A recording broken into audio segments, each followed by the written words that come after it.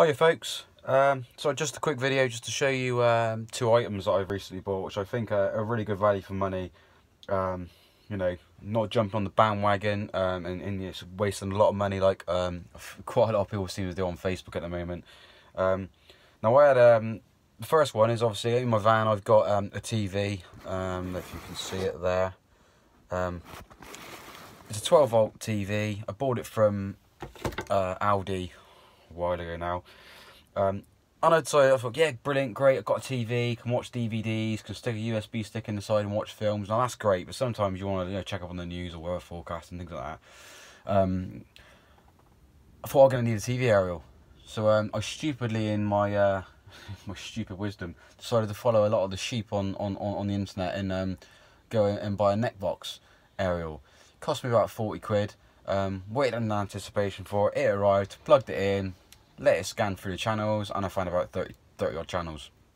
A little bit gutted, knowing that there's a lot more Freeview channels out there than that. Thought that's okay. I'll plod on with it. 32 channels or whatever it was is enough to be getting on with.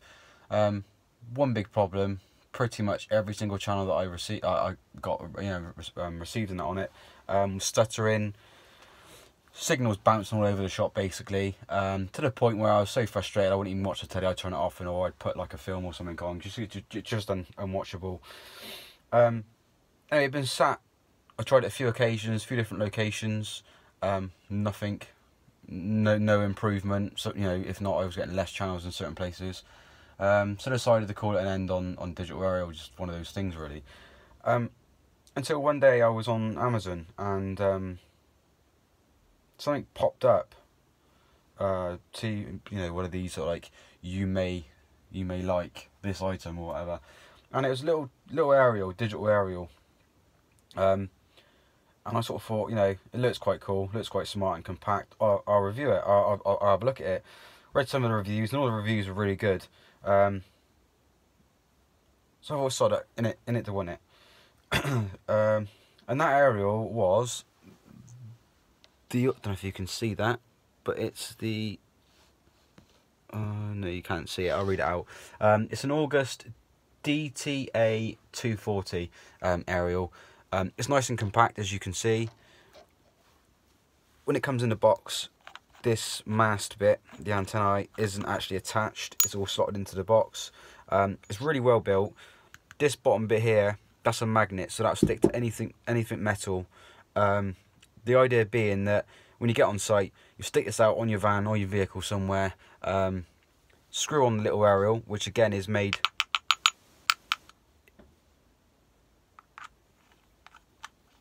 of some sort of metal, screws on like so. I mean, it's not very big at all. Here's a DVD case in comparison to the height of it. It's my daughter's DVD, not mine, promise. See, it's pretty cool sort of size. Now what I do is I go out through the driver's window of it, stick it on the roof. The cable comes down through the window, up underneath the wind deflector, through the window, into the side of the TV. When I put this on there, I've done a scan for the first time. Bearing in mind, I originally scanned the Neckbox aerial into my TV. On my drive, I scanned this in on my drive. With the Neckbox one, I got say around about 32. So I think once I got 38 channels, I think it was, on my drive. This one, first time using it, scanned it, picked up 160 odd channels.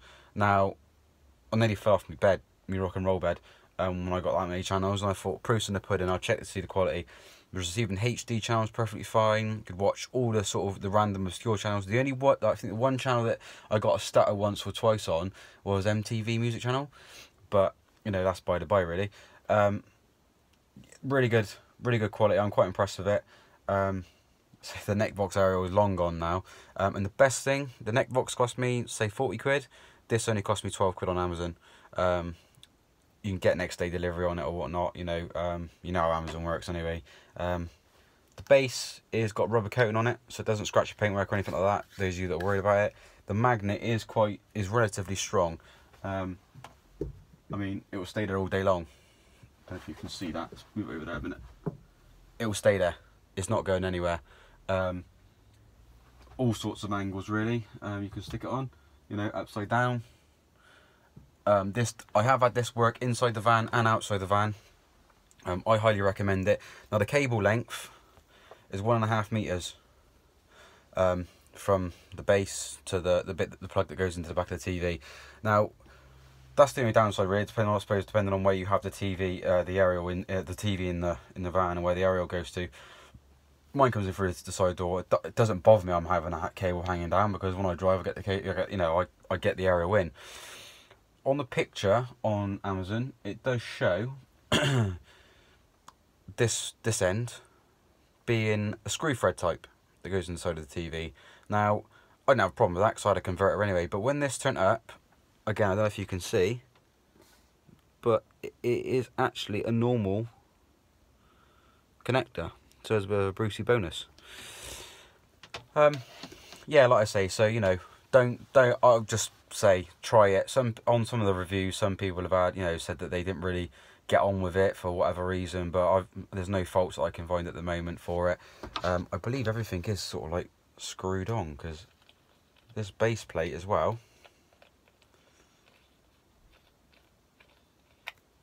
that screws off, the magnet screws off, this bit then screws into the magnet.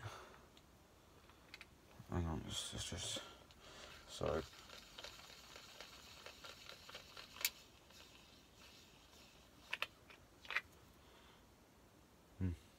Alright, so yeah, it's all good. So I really do, I think it's a brilliant bit of kit. Alright. Let's just take all that apart again. Sorry, because I'd store it all apart. Right, so that's the aerial. Now the second bit, again, I'm not one to ever try and follow the crowd. Is this TF gear sandwich toaster. Again, you can get one of these out. You can go out there and you can buy a ridgemonkey, because the ridgemonkey is amazing. Now, I'm not knocking a ridgemonkey at all, but there's a price that swayed me on this. Now TF gear is fishing make, basically. They make a lot of things for fishing and overnight fishermen, like carp fishermen and things like that. Now I got a friend that's got a ridgemonkey, and the one thing that I don't like about it is for the money and the size of it, what you can get in the ridgemonkey. For a standard size ridgemonkey, the price you pay for that, I don't know, about 20 odd quid, 25 quid or something. This one, again, cost me 13 quid on Amazon. To get this size ridgemonkey, you'd have to get the XL, I believe you'd have to get the XL, which is a lot more money again. Prices do change, you know, depending on what time, whereabouts you're buying them from. So yeah, this is made of really good quality. Handles like, I don't know, some sort of ABS plastic type handles. It's got a little clip here that comes over and clips in to keep the handle shut, to keep the actual cooking container shut. As you can see, there's no gap around. There's no gap around this at all. When you open it up, it's got ridges in both sides. If you can see that in the light. It's really sort of well made, and so to show you the size and the capacity and what these can actually hold, my daughter's Peppa Pig DVD fits in there snug as a bug. Does that. Now I'm not sure, don't know how true it is, but apparently if you cook that on medium heat for about 3 to 4 minutes, you get some toasty bacon sandwiches. It's quite fitting considering it's Peppa Pig in there. Yeah, it takes about 3-4 minutes to do some bacon, depending again on what sort of heat you got going on.